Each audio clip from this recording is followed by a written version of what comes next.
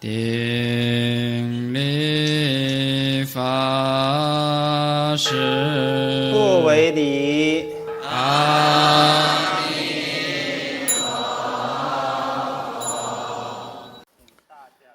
여러분 자리에 앉아주세요. 나무 아미타불.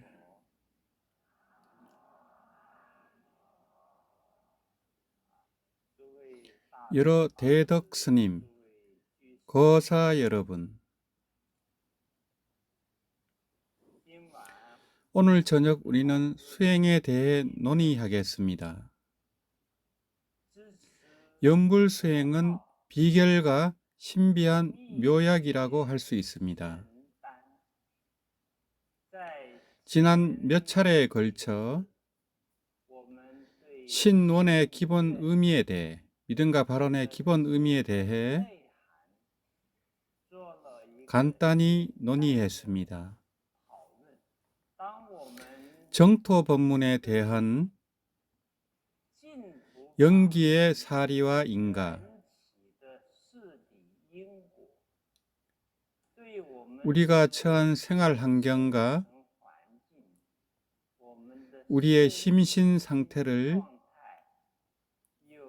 지혜롭게 간조한 이후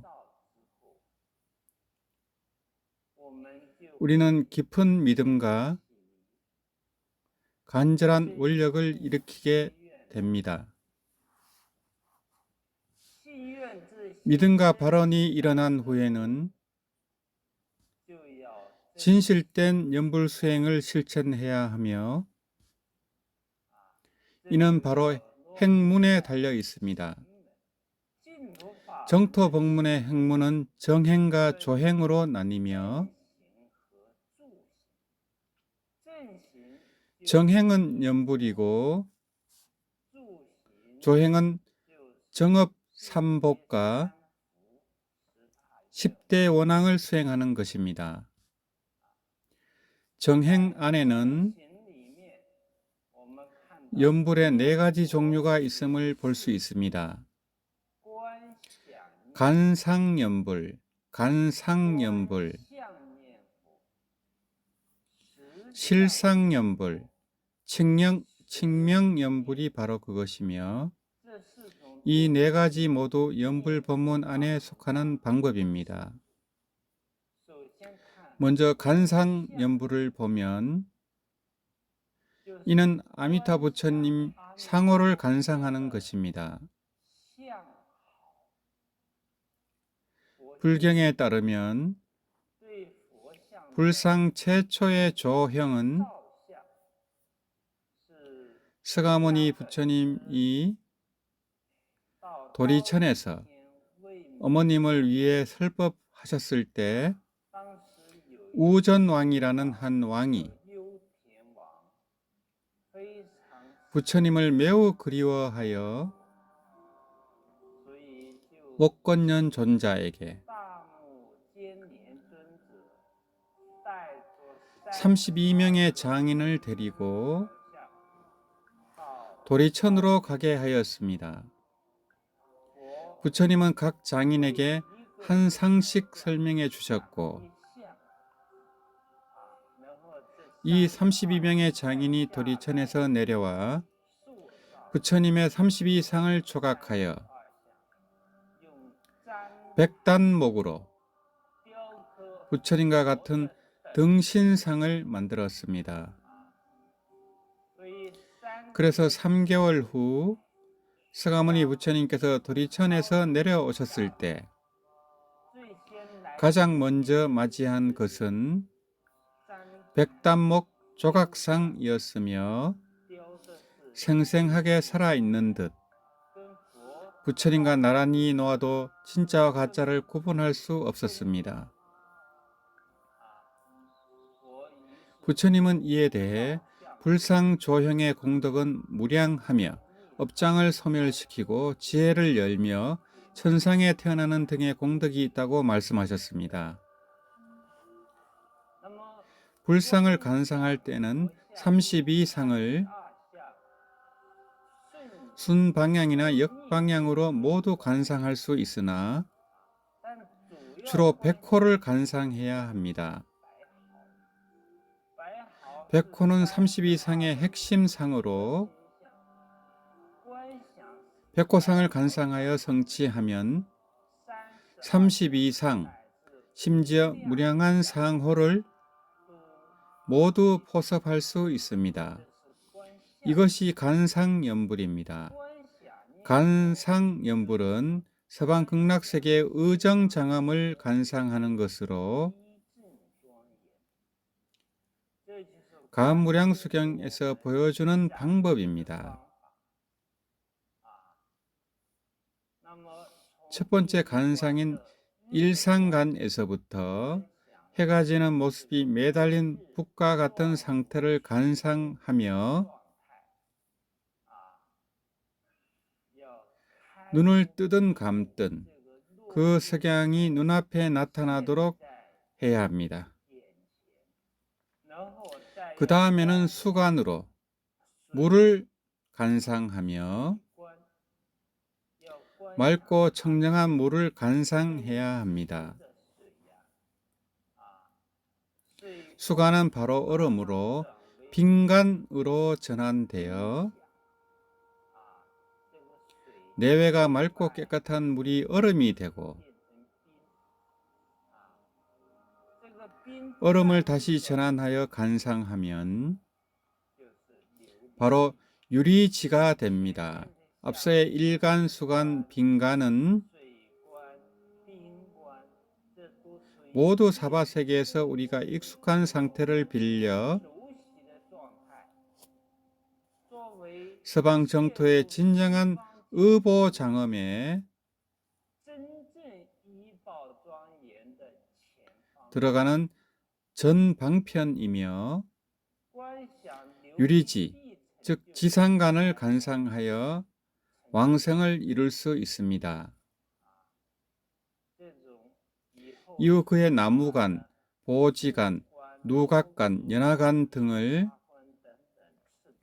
차례로 거쳐야 하며 매우 쉽지 않습니다. 이것이 간상연불입니다. 실상연불은 생멸, 유무, 능소, 주체와 객체 등의 대립을 벗어나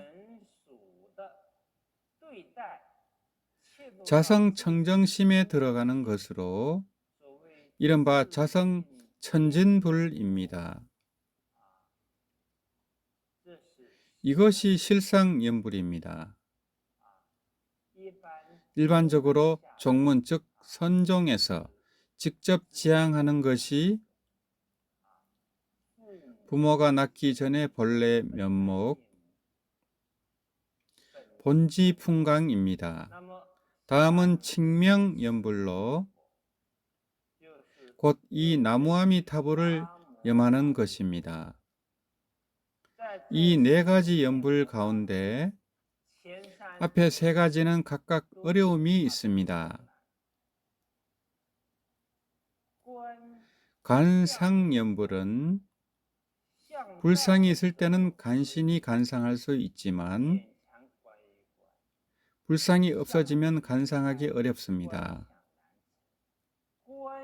관상연불은 서방 극락세계의 의정장엄이 매우 미세한데 우리가 관상하는 마음은 매우 추략하여 관상하기 어렵습니다. 실상연불 또한 우리 본부가 들어갈 수 있는 경지가 아닙니다.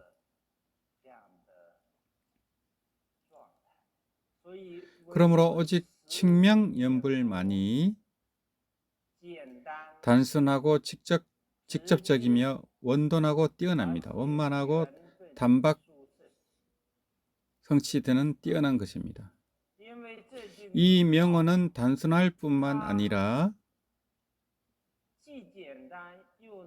앞에 세 가지 연불의 공덕을 모두 융섭할 수 있기 때문입니다. 원융 포섭할 수 있기 때문입니다. 이 명호는 아미타불의 30 이상 80 수영어를 구비하고 있으며 우리가 염불하여 일심의 상태에 들어가면 아미타불이 눈앞에 나타나므로 칭명염불은 간상염불을 포함합니다. 이 명호는 서방극락세계의 전체 의정장엄을 구비하고 있으므로 간상을 하지 않고 염불로 들어가면 서방 정토의 의정장엄이 나타나므로 칭명염불은 간상염불을 포함합니다. 또한 이 나무아미타불 육자명호는 곧 아미타불의 불심이며 실상이자 일진법계입니다. 우리가 아미타불 명호에 안립되어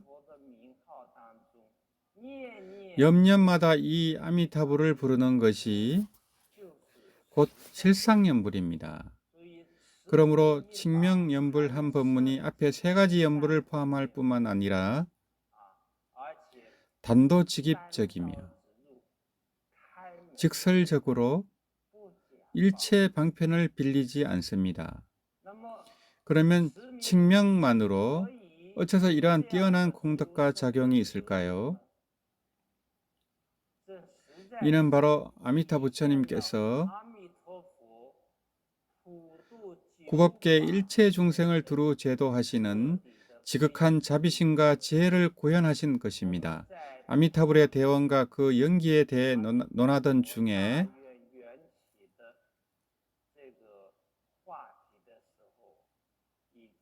이미 언급드렸듯이 아미타불께서는 5대급 동안 깊이 사유하시며 48대원을 세우셨습니다. 그중 핵심 과제는 바로 구법계의 모든 중생을 두루 제도할 방법을 찾는 것이었으며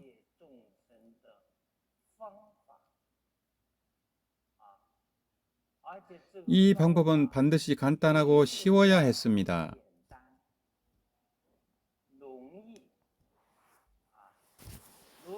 만약 조금만 복잡해져도 일부나 특정 유형의 중생만 제도할 수 있을 뿐 평등하고 보편적인 제도는 이루어질 수 없기 때문입니다. 그래서 법장보살께서는 타방세계의 무량한 중생들의 근기와 기호를 두루 관찰하신 끝에 마침내 자비와 지혜의 마음에서 명호로 중생을 제도하는 방법을 흘러내리게 하셨습니다. 이에 법장보살께서 개성으로 이렇게 말씀하셨습니다.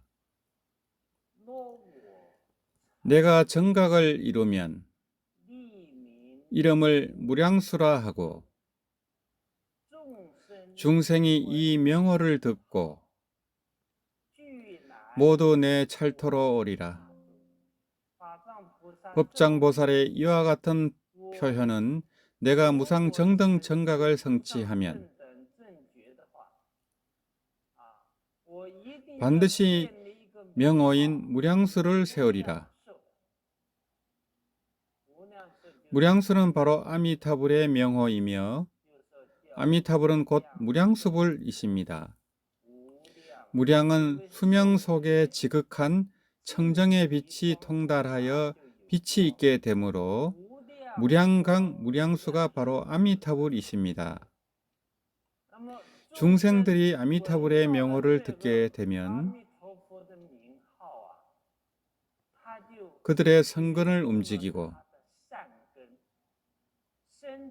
극락왕생을 발언하는 마음이 생기나니 이 한순간의 왕생 발언심은 아미타불의 위신 원력의 가피를 잇게 되어 구레야 찰토 하신 말씀 대로 모두 나의 찰토에 왕생할 수 있게 됩니다. 그러므로 법장보살께서 인지에서 명어로 중생을 제도하시려는 이 원력은 자연스럽게 대원을 성취하여 스스로 아미타불이 대신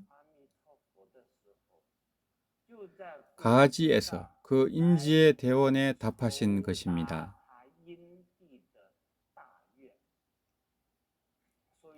그리하여 이 나무 아미타불은 허공법계에 두루 퍼져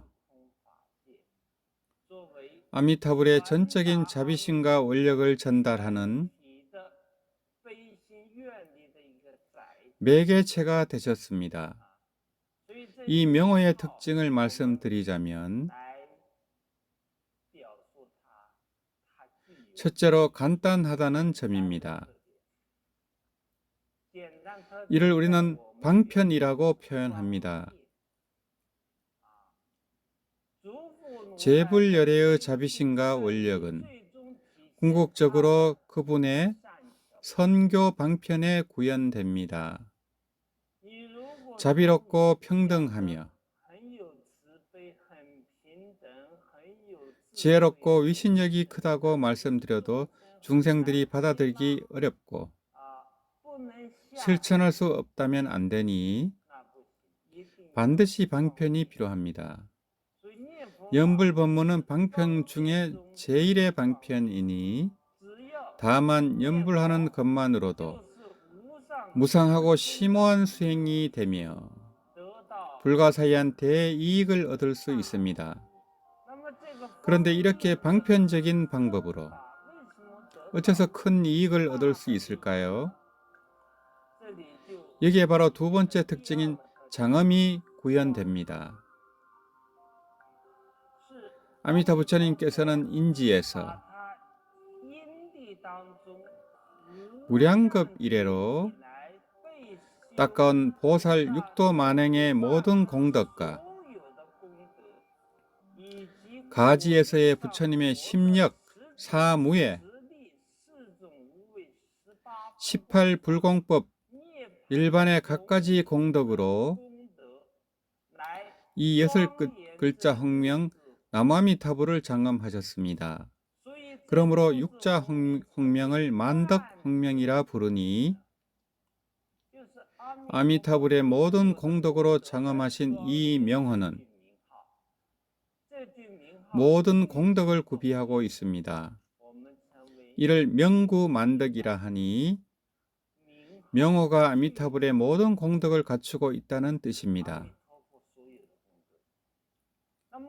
아미타불은 법계장신이니 법계장신은 제불의 왕이시니 달리 말하면 이 명호는 시방 3세의 모든 제불의 공덕을 구비하고 있습니다. 이 점을 깨달아야 비로소 우리가 매일 연불하는 이 명호가 얼마나 비범하고 무거운 의미를 지니고 있는지 알 수 있습니다. 이것은 시방 3세 일체 제불열애의 법신, 보신, 하신 삼신과 나아가 부처님 가지의 모든 공덕이 이 6글자 나무아미타불 안에 담겨 있습니다. 이는 끝없는 보배이니 우리가 이 명호를 한 번씩 연불할 때마다 이 보배를 캐내는 것입니다. 육자 홍명의 보배를 완전히 개발해내면 우리도 곧 성불하게 됩니다. 만덕 홍명 명구 만덕입니다. 이 명호 안에 함장된 만덕은 우리가 열어가기를 기다리고 있으니 우리가 연불하는 것이 바로 명소만덕입니다. 우리가 이 명호를 한 번씩 연불할 때마다 이 명호 안에 내재한 만덕을 불러내고 발굴해내는 것입니다. 발굴해낸 부처님의 공덕은 우리 같은 범부 중생의 공덕이 됩니다. 이것이 바로 부처님 공덕을 모두 거두어 자신의 공덕으로 한다는 것입니다. 이렇게 거둔 공덕이 우리의 공덕으로 되는 것은 이치에 맞는 자연스러운 것입니다. 아미타불의 모든 공덕은 바로 우리를 위해 쌓아두신 것이며 우리에게 유전해 주시고 은사로 내려주신 것이기 때문입니다. 그러므로 우리가 발굴해내면 이것이 바로 우리 자신의 것입니다. 이렇게 부처님 가지의 공덕이 우리 범부의 수행 인지에 전달되는 것을 향강장엄이라 합니다. 아미타불 가지의 5분 법신향, 개정해 해탈지겐 향과 반야지혜강, 일체종지의 강명이 우리의 본각 신부를 장엄하니 그리하여 우리는 향강장엄을 이루게 됩니다. 우리 범부 중생은 비록 무량강수와 무량한 공덕과 능력을 지니고 있지만 무명이 두꺼워 가려져 있습니다. 마치 우리 몸에 향기가 없더라도 향기로운 전담목을 곁에 오래 두고 있으면 그 향기에 물들듯이 염향인이 되어 몸에 향기가 나는 것과 같습니다. 그러므로 우리가 염불 하면 부처님의 기분과 연결됩니다.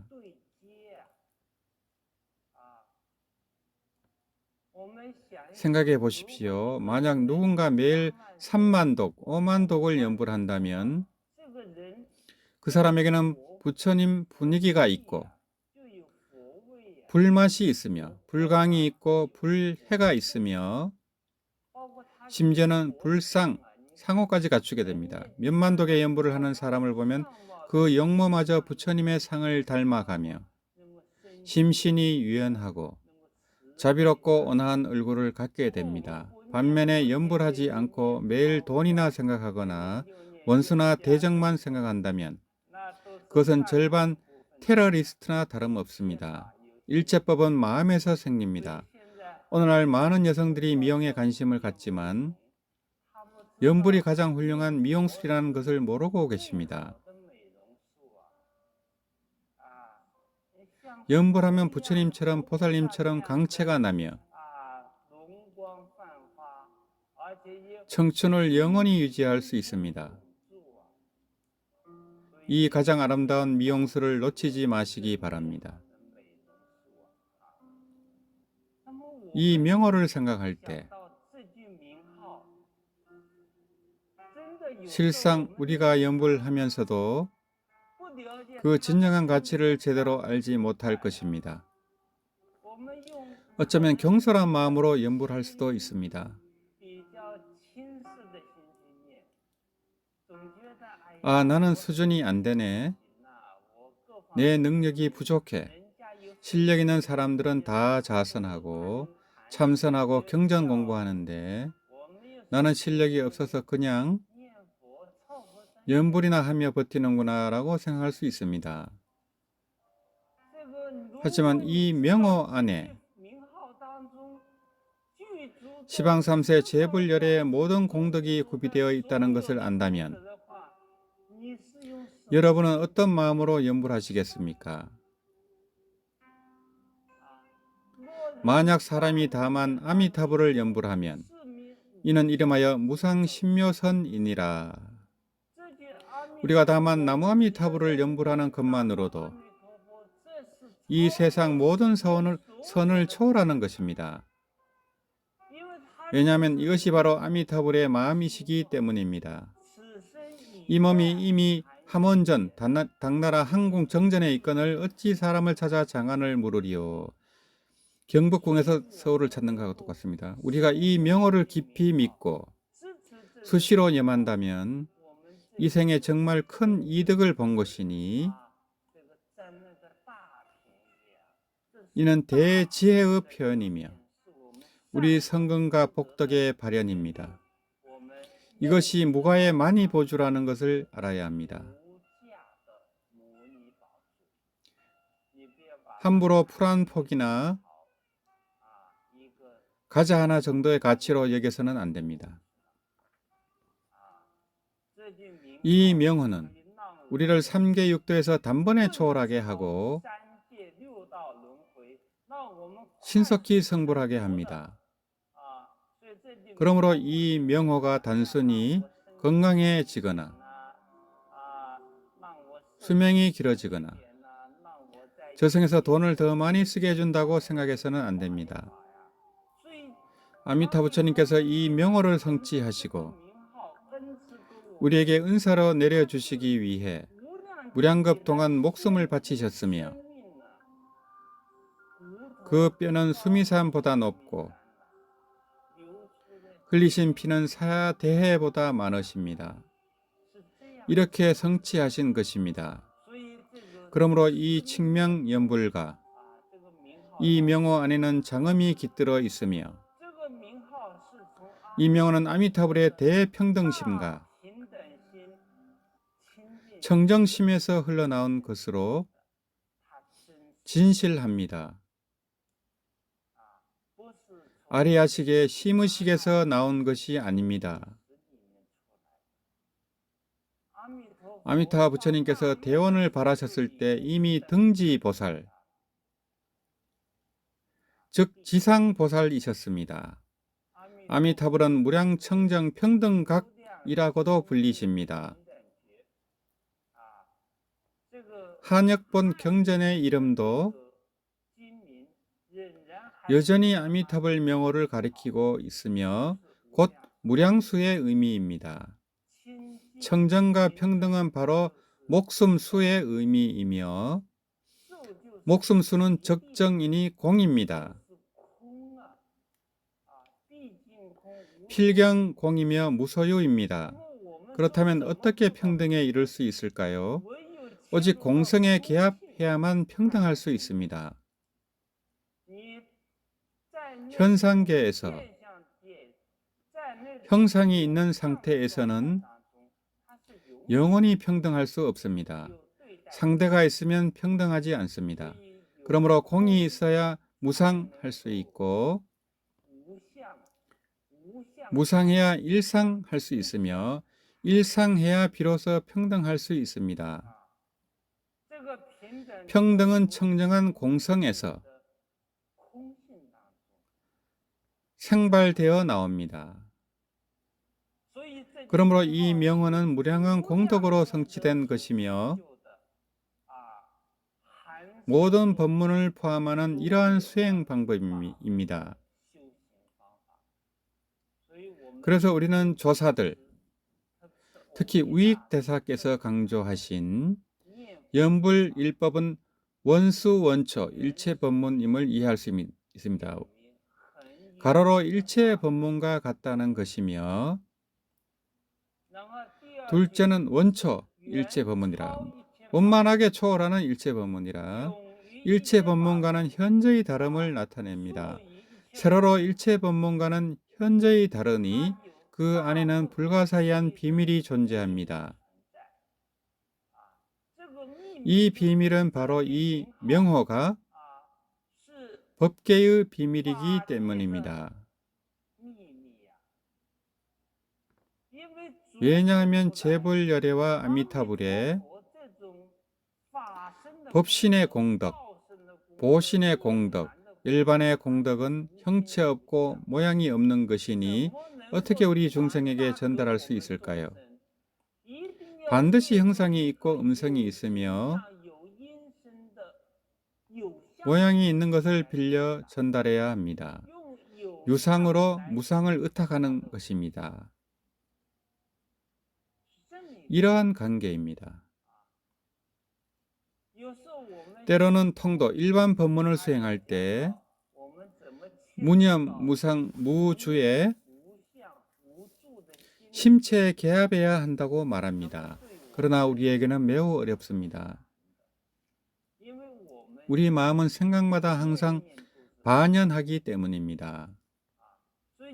그래서 연불법문은 독으로 독을 다스리고 무력으로 무력을 멈추는 것입니다. 우리가 무념에 들어갈 필요가 없습니다. 여전히 염은 있지만 이 염은 원래 오욕과 육진을 염하던 것이었으나 지금은 이 명호만 염하는 것입니다. 오욕, 육진은 염할수록 더욱 윤회하게 하지만 이 명호를 염하면 이 명호는 부처님의 마음이시며 청정이시고 반야이시므로 염할수록 우리를 깨어나게 합니다. 그래서 이 상에 머무는 것이니 이 상은 청량한 상이며 이 상의 표현이 바로 공성입니다. 당체 즉공입니다. 그래서 상에 머물러 가를 증득하며 보리의 정가를 증득합니다. 무상의 공덕이 유상의 행위를 빌려 깃듭니다. 연불법문의 한 가지 특징은 방향을 가리키고 상을 세우며 상에 머물러 증가한다는 것입니다. 여기서는 명호의 확립으로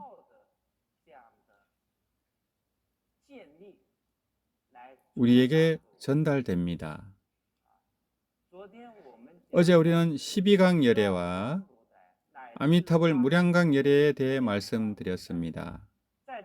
이 명호 안에는 강명의 공덕이 있으니 강명과 명호는 동원성을 가지며 근원이 같으며 일체 중생을 두루 제도하는 두 가지 중요한 조작 수단이 됩니다. 그러므로 연불법문은 매우 간단하며 조작이 간단하지만 그 원리는 매우 심오합니다. 보십시오. 팔찌보살께서 5대급을 사유하시고서야 생각해 내신 방법인데 어찌 간단하다 말할 수 있겠습니까? 프로그램을 짜는 것과 같습니다. 48대원은 서방 극락세계가 일체 중생을 두루 제도하는 소프트웨어 프로그램입니다. 잘 짜야 합니다. 잘 짜여지면 가지에서 그가 바로 무작 묘용이 되어 자연적으로 운영됩니다. 우리가 한번 접속하기만 하면 48원의 모든 기능 상태가 나타납니다. 그런데 이 명호를 우리가 염할 때에는 전제가 필요합니다. 첫째는 믿음과 발언이며 둘째는 염불하는 마음가짐에서 일문심입해야 합니다. 사실 일문심입과 우리의 믿음 발언은 정비례 관계에 있습니다. 믿음이 깊어야 염불이 간절해지고 다른 것에 흔들리지 않습니다. 종종 믿음이 부족할 때는 쉽게 남에게 흔들립니다. 본래 사람들은 모두 새 것을 좋아하고 낡은 것을 싫어하고 이 산에서 저 산이 더 높아 보이는 이러한 심리적 특징을 가지고 있습니다. 그래서 일단 믿음의 뿌리가 내려가지 않고 믿음의 힘이 생겨나지 않으면 쉽게 다른 이해와 수행 법문에 흔들리게 됩니다.